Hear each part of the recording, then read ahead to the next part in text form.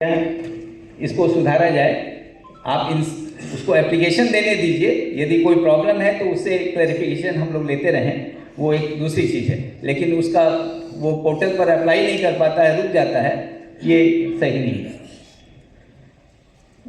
Sir, promoter जो है lease पर लेकर के लैंड अपना लैंड कन्वर्सन कराता है, तो कहा जाता है कि भाई आपके नाम से लैंड होना चाहिए। पर लेता है तो जिसका जो रैयत है उसी के नाम से लैंड रहती है। लैंड कन्वर्सन में सरकारी रिकॉर्ड में रैयत का नाम ही मिल पाता है, तो इस पर हम लोग को सोचना चाहिए। सर, औद्योगिक हमारी पॉलिसी में ओनरशिप या मैनेजमेंट के परिवर्तन होने पर शेष इकाई के शेष बचे हुए काल का इंसेंटिव नए ओनर या मैनेजमेंट को मिलता है। लेकिन कई केस इस तरह के आए हैं कि जो कई महीनों से इस तरह की चीज़ें लंबित हैं, उनका जल्दी से जल्दी निपटारा होना चाहिए ताकि आगे लोगों को दिक्कत न हो। सर, सेक्टरल पॉलिसी काफ़ी चीज़ों में निर्गत की गई है। लॉजिस्टिक पॉलिसी की तहत कैपिटल सब्सिडी का प्रावधान किया गया है। कैपिटल सब्सिडी का लेकिन अभी तक विंडो नहीं खोला गया है, तो लोग अप्लाई नहीं कर पा रहे हैं। इस पर हम लोग को ध्यान देने की जरूरत है। सर, SIPB में एक छोटी सी दिक्कत है कि फिनेंशियल क्लियरेंस दिए जाने के उपरांत यदि उद्यमी अपने प्रोजेक्ट में कुछ रिवाइज या चेंज करता है तो उसको SIPB पोर्टल पर इसकी सुविधा उपलब्ध होनी चाहिए। अभी ये व्यवहार में हम लोग को नहीं मिलता है।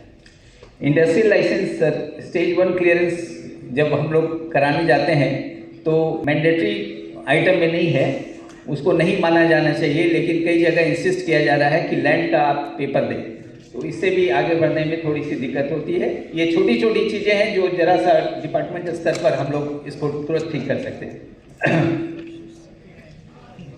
सर, हम लोग का मानना है कि ये जो लंबित प्रोत्साहन सुविधाएं और अन्य चीज़ें हैं, इनको यदि हम ठीक कर देते हैं तो ये एक अच्छा वातावरण बनाता है। और सर, एक और है कि स्टेक होल्डर के साथ जब भी कोई भी चेंज हम करते हैं तो स्टेक होल्डर के साथ बैठ करके हम लोग को बात करनी चाहिए। और इसमें इंडस्ट्री डिपार्टमेंट सबसे बड़ा स्टेक होल्डर हो जाता है।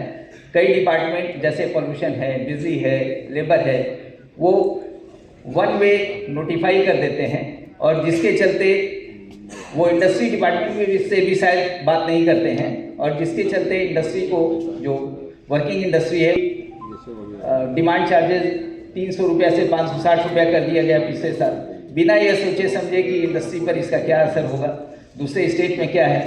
अभी पॉल्यूशन डिपार्टमेंट ने कई जिलों के लिए एक विज्ञापन निकाला कि CNG PNG अनिवार्य कर दिया गया है।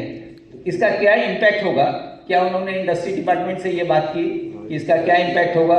कैपिटल इन्वेस्टमेंट कौन करेगा? कहाँ से पैसा आएगा? इनपुट कॉस्ट जो बढ़ रहा है उसका इंडस्ट्री पर क्या असर होगा?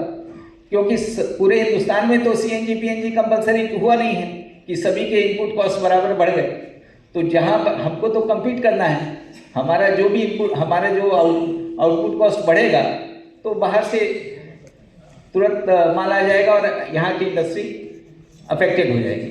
तो हम लोग का सजेशन है कि कोई भी दूसरा डिपार्टमेंट जो कोई भी नीति निर्णय करता है जिससे कि इंडस्ट्री अफेक्टेड होती है, उसमें इंडस्ट्री डिपार्टमेंट को जरूर से भागीदार बनाए और स्टेक होल्डर से बात करें, ताकि ये सारी प्रॉब्लम्स को हम लोग समझ करके ही आगे बढ़ें।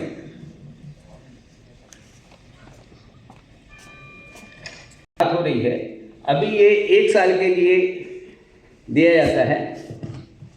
1 साल का ऑडिट कंपलसरी है, 1 साल के बाद 5 साल के लिए है। तो फायर का लाइसेंस भी हम लोग चाहते हैं कि 10 साल का हो।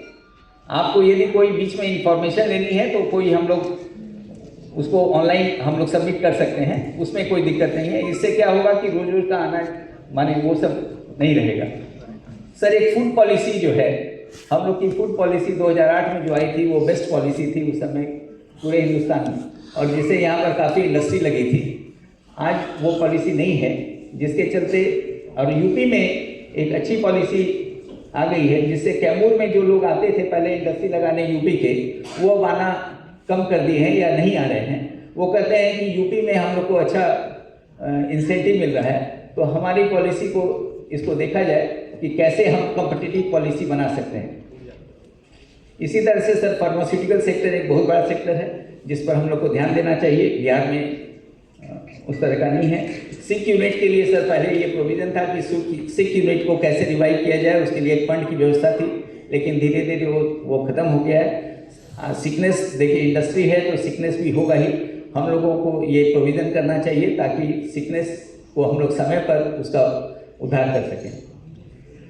सर लोकल इंडस्ट्रीज को ब्रांडिंग करने के लिए सरकार का सहयोग चाहिए। वो हम लोग टर्नओवर बेसिस या कुछ भी कर सकते हैं जिससे कि वो अपनी ब्रांडिंग को आगे बढ़ा सकते हैं, जिससे कि बिहार का नाम आगे बढ़े।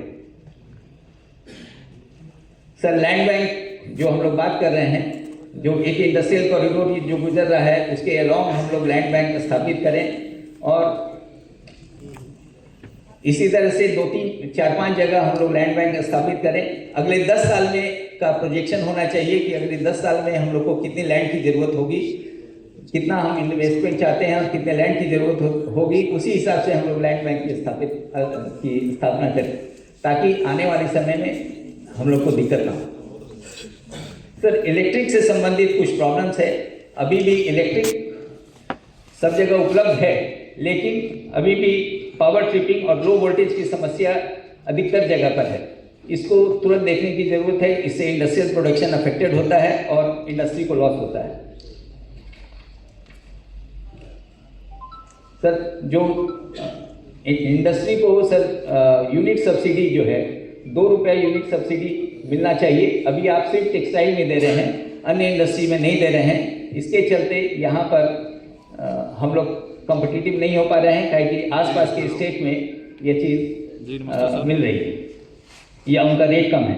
केवीए डिमांड सर हम लोगों ने आपको बताया कि 300 से 560 रुपया 550 रुपया कर दिया गया था लास्ट ईयर, बिना यह सोचे कि इसका इम्पैक्ट क्या पड़ेगा। बहुत सी इंडस्ट्री खास करके एमएसएमई सेक्टर में जो सिंगल शिफ्ट में चलती है उनको काफ़ी दिक्कत हो रही है। इस पर तुरंत ध्यान दिया जाना चाहिए और रेगुलेटरी कमीशन में जब भी इलेक्ट्रिक बोर्ड टैरिफ लेके जाता है या उसके पहले ही इंडस्ट्री डिपार्टमेंट से आग्रह है कि उनसे इस पर बात करके सारी चीज़ों को ठीक किया जाए।